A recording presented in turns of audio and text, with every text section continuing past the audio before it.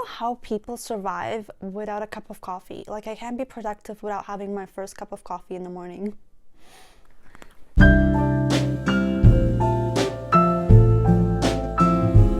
Hello guys, welcome to my channel. If you've clicked this video, then you're probably nervous about your teller interview, or you've just applied to a bank as a teller, customer service representative, client advisor. There's a lot of different names for this position. But if you're wondering what kind of interview questions there might be or how to prepare for them, then you're in the right place, because I'm about to share with you all the tips and all the interview questions that you need to know before you go to a bank interview. Because trust me, you don't want to go to a bank interview unprepared, because that's what I did, and I'm here to share my experience with you all. So let's get started. So firstly, I would like to give you some tips before you go into the interview, just so that you know and you don't just show up unprepared and lost. Interview at a bank is a professional place, so you have to make sure that you dress professionally. I recommend that you wear a blazer, because blazers usually give off a very professional look. Also, usually the managers are always dressed in a suit, and everyone in the bank is usually dressed like with blazers, or for the females it's like skirts and blouses. So to get the best impression, I recommend that you buy a very professional outfit and be ready to kill it. Another tip I want to give you before going into the interview is to arrive early. So arrive at least 15 minutes early. That gives a good impression that you're prepared and you are there early waiting for them. That's what I did. I showed up in the interview 15 minutes early, and somebody asked me what I need help with, and I told them that I do have an interview, and they went and let the manager know, and the manager actually came out, shook my hand, and said he'll be right out. So I think that was already giving a very good impression that I'm being productive. So make sure you're on time, 15 minutes early, guys. That's something that I recommend. Another thing after you go into the interview is that right after the interview is done, this is really important, and this is actually a tip that one of the managers at the bank gave me, which they said that if anybody who came to the interview did this, they would automatically consider hiring them, because that's something that not a lot of people do, and it's actually very impressive. And that tip is to send a thank you email.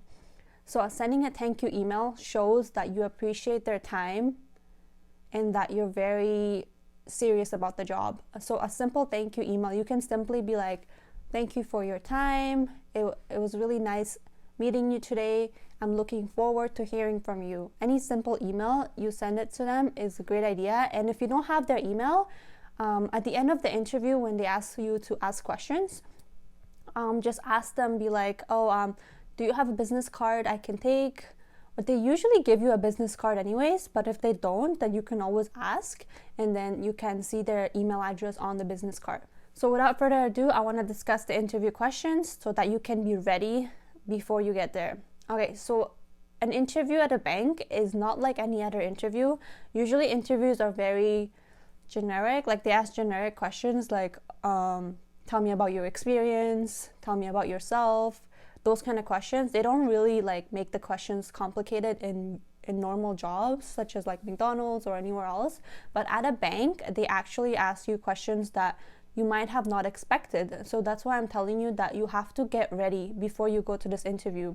Some of the things that I did before I went to the interview was research about the company. So research about the bank. Research how big the bank is. For example, the bank I went to was actually the largest bank, one of the largest banks in the list. So I researched about that. I also researched about their purpose and their mission statement and all those things, so that I could kind of relate my answers to the questions based on their company vision statements. Imagine you as the hiring manager asking the person a question, and that person is answering your question based on your company, not just a general answer, that's the best thing you can do, is research and give them some points about their own company. For example, if the company does a lot of different volunteering activities, you can mention that in one of your answers, just like this bank does so many volunteering, and that's why I like this bank, because I like to support the community, blah blah blah. You get what I'm saying? So one question that they actually asked me was, what interests you in this position, or what do you think you do being a teller? I think that's how I don't remember exactly how they worded it, but it had to do with what the position does. So this is something you also need to research, because you might think it's an easy question, like, oh, what do you do at a bank? You deposit cash. As a teller, you probably just receive cash and all that, right? But no, it's actually a lot more complicated, and there's a lot more to it than just depositing cash. For me personally, I thought that tellers don't do much because everything is online. You don't need to go to a teller to do much nowadays, but people actually do come to the bank. And I'm saying this based on experience. I've been a teller for the past 2 years now, and people do crazy stuff at the bank. So there's things such as wire transfers, cash advance, deposit check, transfers, account upgrades. There's a lot of different transactions. Research the typical transactions that a teller does and impress them with your answer, and don't just give a generic answer that, oh, tellers will deposit cash, because that's not the only thing that teller does. So mention that. Also mention that tellers also try to give referrals to other partners. They also try to sell products. They try to sell credit cards. Try to make it sound more like about the advice piece that they give rather than them pushing for sales. One major tip that I can give you while answering the questions is to always focus on advice, because banks is all about providing you advice. It's not like a telemarketing company where they just try to push stuff and they try to sell you stuff. They actually try to give you advice and help you. So make sure you mention those words.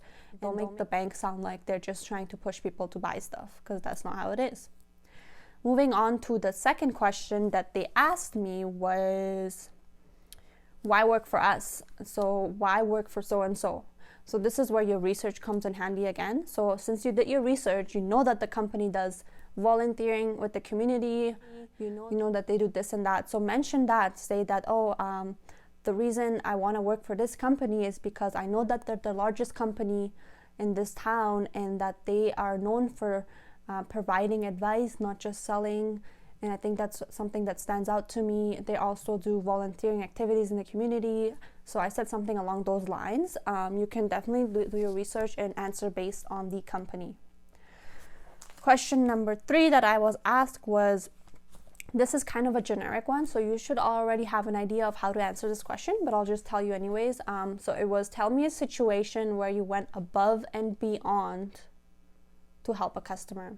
So this question, you have to think about a customer service experience, because a teller is sort of like a customer service representative. So you have to think about wherever you worked, where you had to deal with a customer. So for example, for me, I didn't really have any banking experience. I used to work for Tim Hortons, so I just gave them an example from Tim Hortons. So what I said was that, one time a customer came to Tim Hortons, they didn't like the sandwich that I made them, and they were very angry. They said that they didn't like the quality, so I went above and beyond by not only another sandwich for free, apologizing, staying calm, and at the end of the day, usually your answer should end like something like this, like, at the end of the day, the customer turned out to be very happy and left with a smile. That's what they want to hear. They want to hear that you're able to handle the situation in a calm manner, and that at the end of the day, the customer was the one who was happy. All right, so another question, this is a very important one that I want to bring up, is pretty complicated, and that's why I'm telling you to practice for this one. So one question that usually at the bank they ask you is, for tellers specifically, they ask you is role play. So they're going to do a role play. They're going to tell you that I'm the customer, you're the teller, and I'm coming to you to ask about something, and you need to sell me this account, or you need to sell me this credit card. So this question is kind of a tricky question. A normal person would usually answer something like how they would go about selling that credit card, how they're going to convince them to sell that credit card. But nope, that answer is not correct. This is actually a trick question where what you have to do is just ask questions back to the customer. So let's say they're asking you about a credit card. So what you need to do is ask them more questions. So it's all about getting to know the client. At the bank, you need to know about the client, because we can't just sell them a product. We need to not sell them. We need to give them advice on a product that is perfect fit for them and see if they would want to buy that. So for example, you can ask the customer, Oh, you're looking for a credit card. Well, what do you usually use a credit card for? Do you use a credit card to travel a lot? Do you use it for grocery? What do? You have to ask them a lot of questions. I think they asked me, sell me this pen, where I asked back like, oh, well, what kind of pen do you usually use? What is important to you in a pen? So just practice that question where they ask you to sell you something and they do a role play. That's a very tricky question, and it can really put you in the spot if you're not ready.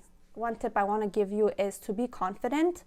Some of the questions is actually trick questions where they don't even care about the answer. They just want to see how you answer, because you need to be confident. If you're a teller, you're going to be facing a lot of people every day, more than 300 customers a day or clients a day, and you got to be confident. You got to be confident in the way you talk to them, the way you sell the products. So they're looking for a person who's going to be confident. So make sure that you remain calm and don't be nervous during your interview. Just answer as if it's the normal person and not a hiring manager, and that's when you'll do the best. And don't forget to send that thank you email. Anyways, guys, that's all for this video today. I hope you enjoyed it. If you want to know more about my teller experience, you can comment down below and I can definitely post some more videos. And hit that likes button if you like this video, so that YouTube can know that this is actual content that helps people. Thank you.